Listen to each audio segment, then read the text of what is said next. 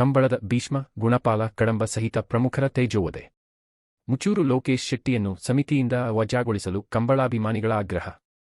ಮೂಡುಬಿದಿರೆ ಜಿಲ್ಲೆಯಲ್ಲಿ ನಡೆದ ವಿವಿಧ ಕಂಬಳದಲ್ಲಿ ನಿರಂತರವಾಗಿ ಶಿಸ್ತು ಉಲ್ಲಂಘನೆ ಮಾಡುತ್ತಿರುವ ಸುಮಾರು 10ರಷ್ಟು ಪ್ರಕರಣಗಳಲ್ಲಿ ಕಂಬಳದ ಪ್ರಮುಖರ, ಓಟಗಾರರ ತೇಜೋವಧೆ ಹಾಗೂ ಕಂಬಳದ ಭೀಷ್ಮ ಎಂದೇ ಗುರುತಿಸಿಕೊಂಡಿರುವ ಗುಣಪಾಲ ಕಡಂಬರನ್ನು ನಿರಂತರವಾಗಿ ಟೀಕಿಸುತ್ತಿರುವ ಜಿಲ್ಲಾ ಕಂಬಳ ಸಮಿತಿಯ ಪ್ರಧಾನ ಕಾರ್ಯದರ್ಶಿ ಹಾಗೂ ಸ್ವಯಂ ಘೋಷಿತ ರಾಜ್ಯ ಕಂಬಳ ಅಸೋಸಿಯೇಷನ್ನ ಕೋಶಾಧಿಕಾರಿ ಮುಚೂರು ಲೋಕೇಶ್ ಶೆಟ್ಟಿಯನ್ನು ಎರಡೂ ಸಮಿತಿಯಿಂದ ವಜಾ ಮಾಡಬೇಕೆಂದು ಕಂಬಳ ಅಭಿಮಾನಿಗಳ ಆಗ್ರಹಿಸಿದರು. ಕಂಬಳ ಕ್ಷೇತ್ರದ ಹಿರಿಯರಾದ ಗುಣಪಾಲ ಕಡಂಬ ಅವರಿಗೆ ಮಂಗಳೂರು ಕಂಬಳದಲ್ಲಿ ಮಾಡಿರುವ ಅವಹೇಳನವನ್ನು ಖಂಡಿಸಿ ನ್ಯೂ ಪಡಿವಾಲ್ ಕೋಣಗಳ ಯಜಮಾನ ಹರ್ಷವರ್ಧನ್ ಪಡಿವಾಳ್ ನೇತೃತ್ವದಲ್ಲಿ ಮೂಡುಬಿದಿರೆ ಸಮಾಜ ಮಂದಿರದಲ್ಲಿ ಶುಕ್ರವಾರ ಸಾಯಂಕಾಲ ನಡೆದ ಕಡಂಬರ ಅಭಿಮಾನಿಗಳ ಸಭೆಯಲ್ಲಿ ಲೋಕೇಶ್ ಶೆಟ್ಟಿಯನ್ನು ವಜಾಗೊಳಿಸಲು ನಿರ್ಣಯ ಕೈಗೊಳ್ಳಲಾಯಿತು. ಕಂಬಳ ಸಮಿತಿಯ ಪ್ರಧಾನ ತೀರ್ಪುಗಾರ ಎಡ್ತೂರ್ ರಾಜೀವ ಶೆಟ್ಟಿ ಸಭೆಯನ್ನು ಉದ್ದೇಶಿಸಿ ಮಾತನಾಡಿ, ಕಂಬಳ ಕ್ರೀಡೆ ಎತ್ತರಕ್ಕೆ ಬೆಳೆದು ಗೌರವ ಗಳಿಸಿಕೊಂಡಿತ್ತು. ಆದರೆ ಇದೀಗ ಬುದ್ಧಿ ಇಲ್ಲದವರ ಕೈಗೆ ಮಾಣಿಕ್ಯ ನೀಡಿದಂತಾಗಿದೆ. ಹಿಂದೆ ಕಂಬಳದಲ್ಲಿ ಸಮಸ್ಯೆಗಳು ಬಂದಾಗ ನ್ಯಾಯದ ಪರವಾಗಿ ಮಾತನಾಡುತ್ತಿದ್ದರು. ಆದರೆ ಈಗ ನ್ಯಾಯದ ಪರವಾಗಿ ಮಾತನಾಡುವವರ ಸಂಖ್ಯೆ ಕಡಿಮೆಯಾಗಿದೆ. ಕೋಣಗಳ ಯಜಮಾನರುಗಳಲ್ಲಿ ಒಗ್ಗಟ್ಟು ಇಲ್ಲದಂತಾಗಿದೆ. ಸಭೆಯಲ್ಲಿದ್ದಾಗ ತಮಗಿಂತ ಕಿರಿಯರಿದ್ದರೂ ಅವರಿಗೆ ಗೌರವ ನೀಡುವುದು ಅದು ಸಭಾ ಮರ್ಯಾದೆ. ಕಂಬಳಕ್ಕೆ ಅನ್ಯಾಯ ಮಾಡಿದವರು ಉದ್ಧಾರ ಆದದ್ದು ಚರಿತ್ರೆಯಲ್ಲೇ ಇಲ್ಲ ಎಂದ ಅವರು, ವ್ಯವಸ್ಥಾಪಕರ ಸಮಿತಿಯ ಅಗತ್ಯವಿದೆ ಎಂದರು. ಜಪ್ಪು ಕಂಬಳದ ಆಯೋಜಕ ಅನಿಲ್ ಶೆಟ್ಟಿ ಮಾತನಾಡಿ, ಕಂಬಳವನ್ನು ಸರಿಯಾದ ಸಮಯಕ್ಕೆ ಮುಗಿಸುವುದೆಂದು ಸಭೆಯಲ್ಲಿ ತೀರ್ಮಾನಿಸಿ ನಿರ್ಣಯ ಕೈಗೊಳ್ಳಲಾಗುತ್ತದೆ. ಆದರೆ ಸರಿಯಾದ ಸಮಯಕ್ಕೆ ಕಂಬಳವನ್ನು ಮುಗಿಸಲು ಸಮಿತಿಯಿಂದ ಸಾಧ್ಯವಾಗಿಲ್ಲ. ಸಮಿತಿ ಇರುವುದು ಕೇವಲ ಕಂಬಳಗಳ ದಿನಾಂಕ ನಿಗದಿಪಡಿಸಲು ಮಾತ್ರ. ಕಂಬಳ ನಡೆಸಲು ವ್ಯವಸ್ಥಾಪಕರಿದ್ದಾರೆ. ಮಹಾಸಭೆ ಕರೆಯದೆ ರಾಜ್ಯ ಕಂಬಳ ಸಮಿತಿಯನ್ನು ರಚಿಸಲಾಗಿದೆ ಎಂದು ಆರೋಪಿಸಿದ ಅವರು, ಎಲ್ಲರೂ ಒಟ್ಟಾಗಿ ತೀರ್ಮಾನಿಸಿ ನಿರ್ಣಯ ಮಾಡಿದರೆ ಕಂಬಳ, ಇಲ್ಲದಿದ್ದರೆ ಕಲಕಂಬಳ ಆಗುತ್ತದೆ ಎಂದು ಎಚ್ಚರಿಸಿದರು. ಕೋಣಗಳ ಯಜಮಾನ ಖಾಸಿಂ ಅವರು ಮಾತನಾಡಿ, ಕಡಂಬರು ಜಾತ್ಯತೀತ ಮನೋಭಾವದವರು. ಅವರಿಗೆ ಕಂಬಳದಲ್ಲಿ ಹಲವು ವರ್ಷಗಳ ಅನುಭವವಿದೆ. ಇವರೆಲ್ಲ ಮತ್ತೆ ಬಂದವರು.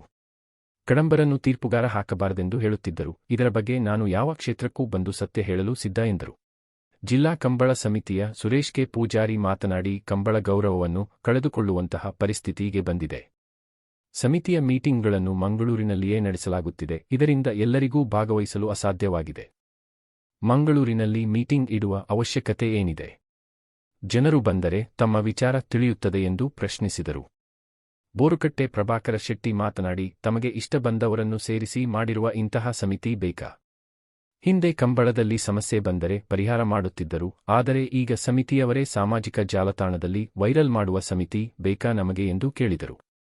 ಓಟಗಾರರ ಪರವಾಗಿ ಶ್ರೀನಿವಾಸಗೌಡ ಅವರು ಕಂಬಳ ಅಕಾಡೆಮಿಯನ್ನು ಮಾಡಿ ಆ ಮೂಲಕ ಯುವ ಓಟಗಾರರನ್ನು ಬೆಳಕಿಗೆ ತಂದಿರುವ ಗುಣಪಾಲ ಕಡಂಬರ ಪರವಾಗಿ ಎಲ್ಲ ಓಟಗಾರರಿದ್ದೇವೆ ಎಂದರು. ವ್ಯವಸ್ಥಾಪಕರನ್ನು, ಕೋಣಗಳ ಎಲ್ಲ ಯಜಮಾನರನ್ನು ಜಿಲ್ಲಾ ಕಂಬಳ ಸಮಿತಿಯಲ್ಲಿ ಶುಲ್ಕರಹಿತವಾಗಿ ಸದಸ್ಯತ್ವ ನೀಡಬೇಕು. ಜಿಲ್ಲಾ ಕಂಬಳ ಸಮಿತಿ ಹಾಗೂ ರಾಜ್ಯ ಕಂಬಳ ಅಸೋಸಿಯೇಷನ್ ಪುನರ್ ರಚನೆಯಾಗಬೇಕೆನ್ನುವ ಆಗ್ರಹಗಳು ಸಭೆಯಲ್ಲಿ ಕೇಳಿಬಂತು. ಬಹಿರಂಗ ಕ್ಷಮಾಪಣೆಗೆ ಆಗ್ರಹ. ಗುಣಪಾಲ ಕಡಂಬರನ್ನು ಅವಹೇಳನ ಮಾಡಿರುವ ಮುಚೂರು ಲೋಕೇಶ್ ಶೆಟ್ಟಿ ಮಿಯಾರು ಕಂಬಳದಲ್ಲಿ ಬಹಿರಂಗ ಕ್ಷಮಾಪಣೆ ಕೇಳಬೇಕು.